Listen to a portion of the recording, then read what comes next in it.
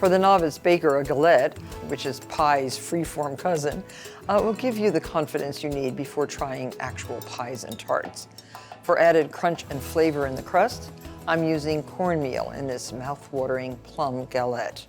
And the crust is very easy to make, and use your trusted food processor, 1 cup of all-purpose flour, and we're adding 1/4 cup of this extraordinary cornmeal given to me by my friend Jack Algier.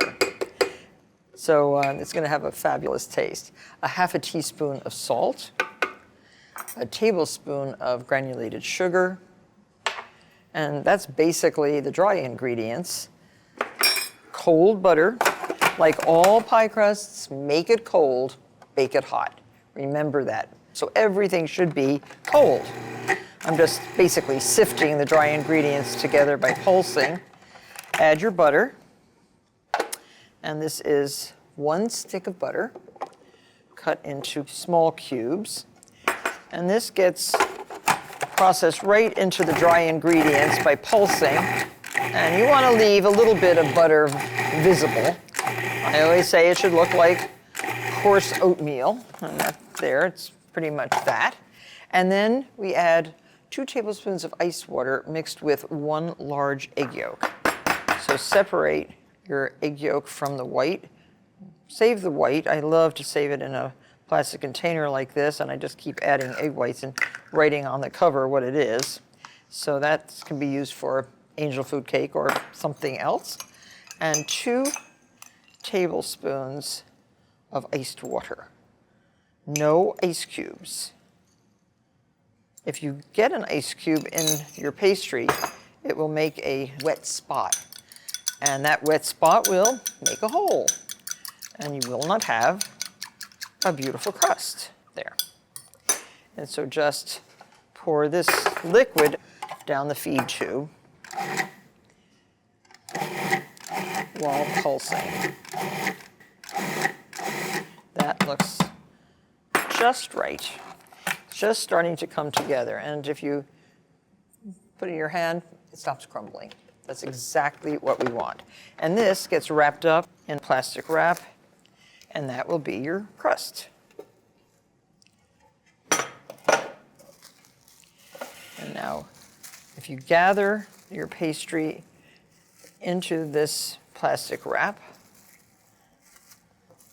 make it into a flat disc, and then basically flatten it out and chill for at least an hour and up to overnight. Now for the filling, we have 1 1/4 pounds of plums. Your plums go into just a small amount of sugar, 1/4 cup of sugar, and also add a little bit of cornstarch. The cornstarch will thicken the juices of these juicy plums. That's 2 tablespoons of cornstarch.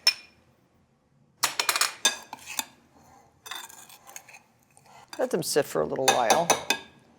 Oh, and don't forget vanilla.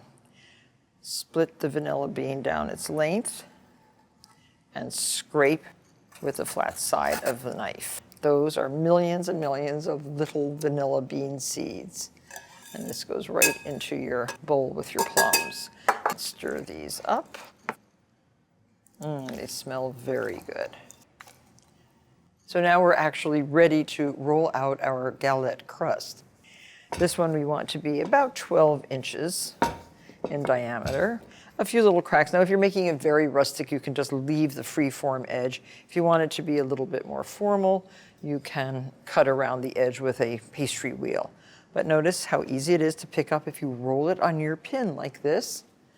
And then how easy it is to unroll right on your parchment-covered baking sheet.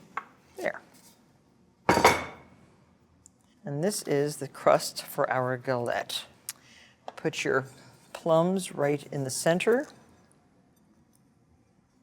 would be a very good idea to have lots of those crusts in your freezer for summertime, because who knows when you're going to be at the farmer's market or even a good grocery store and find the perfect plums, so that you too can make a bottom crust galette.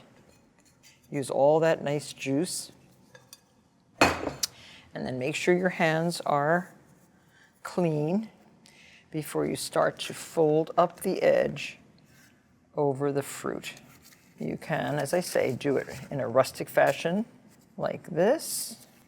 You can pleat it. You can fold it over nicely. Ah, this is so great. Rustic version. You can use a little bit of turbinado sugar on the top of the fruit. Dot with small pieces of butter on the fruit itself. That will flavor the juiciness of these beautiful plums. 1 or 2 tablespoons will do.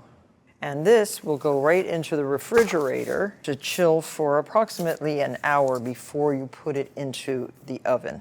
And here is our chilled version. And 1 large egg mixed with 1 teaspoon of water. This is your glaze. And just brush just on the pastry.